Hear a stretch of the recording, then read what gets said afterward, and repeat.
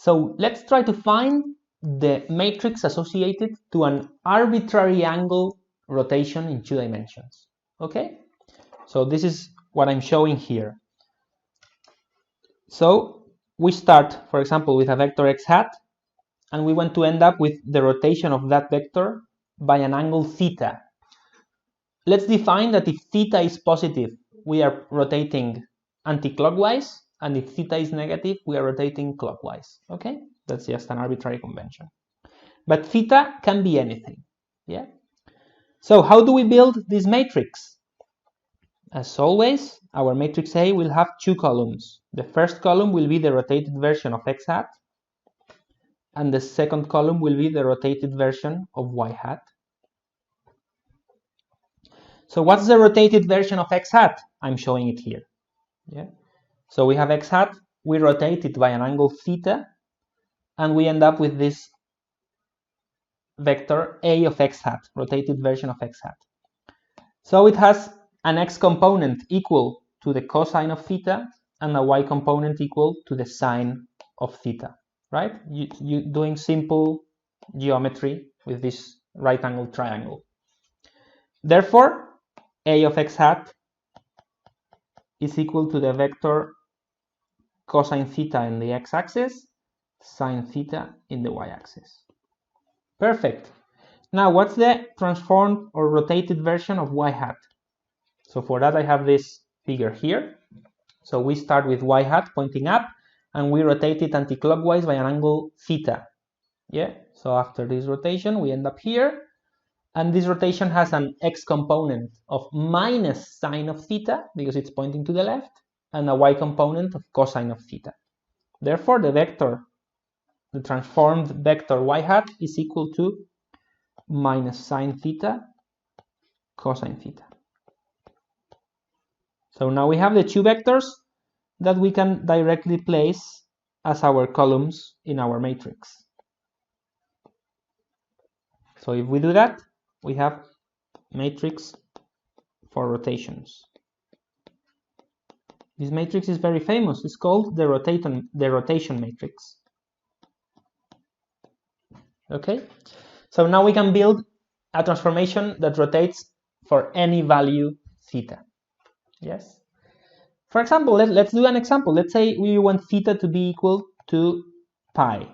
Okay, so that's a 180-degree rotation.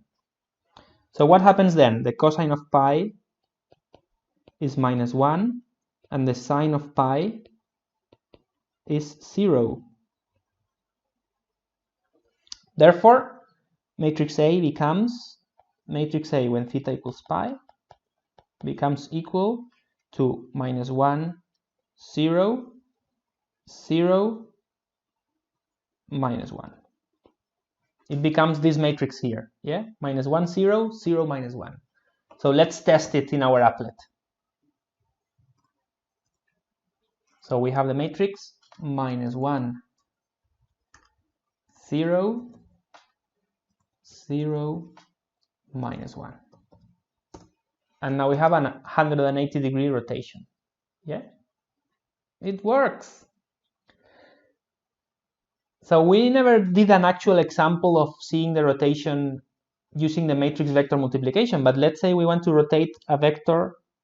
So we want to multiply this matrix times a vector equals 2, 1.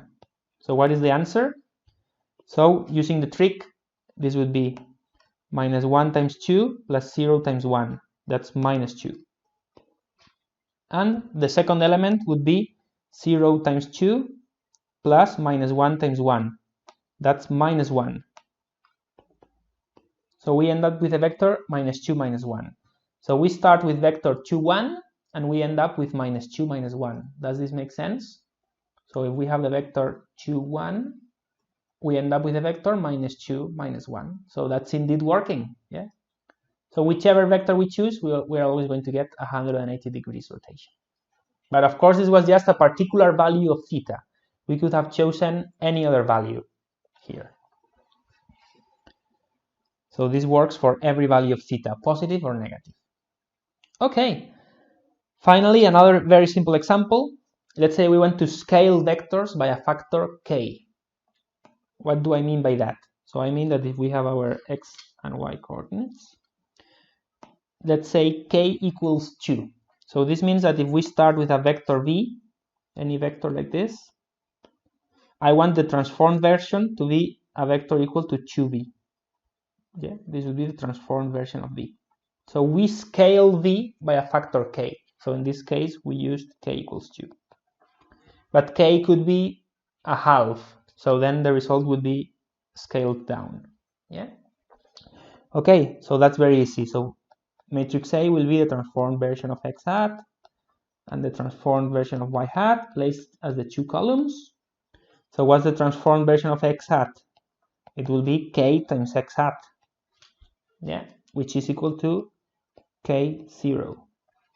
And the transformed version of y hat is equal to k times y hat, which is equal to 0k.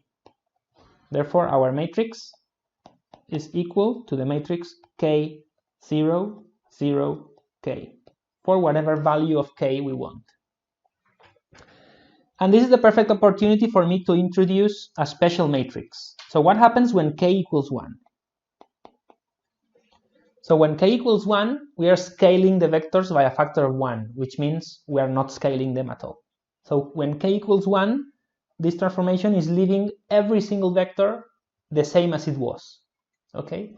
So this is called the identity matrix, and it has a special letter. We always use the letter capital I. So the identity matrix is this matrix given by 1, 0, 0, 1. This identity matrix is the equivalent of the number 1, but in the vector world. Okay? So remember, I told you that matrix multiplication was like multiplying by a number a. So the a times x, where x is a number and a is another number that you are multiplying x to. That was boring. You learned that when you were, I don't know, 6 years old. I don't know, whenever you learn multiplication. But now we are with vectors. So now multiplication is matrices. So what's the equivalent of multiplying a number times 1? So in the vector world, this is multiplying a vector times the identity matrix. Yeah. So I times a vector v is equal to v. It's the identity matrix. Let's write it here. So I times any vector v is equal to v. And you can check doing the matrix vector multiplication. It's very simple.